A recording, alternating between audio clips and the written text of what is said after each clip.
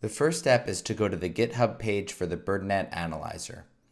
Scroll down to the Setup Windows section and click the hyperlink BirdNET Analyzer Windows to install the program.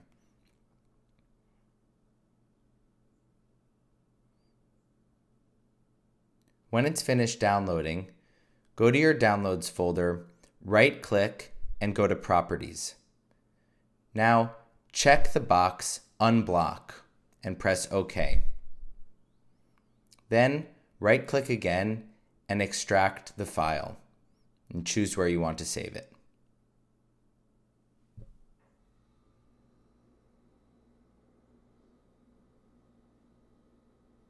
When that's done, go into the folder and scroll down to the BirdNET Analyzer GUI. Double-click, and now wait for the program to load. This might take a few minutes.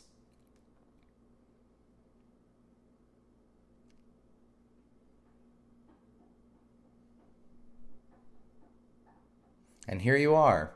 You can run a BirdNET model on a single file, multiple files, or train your own model. Enjoy using the BirdNET Analyzer GUI.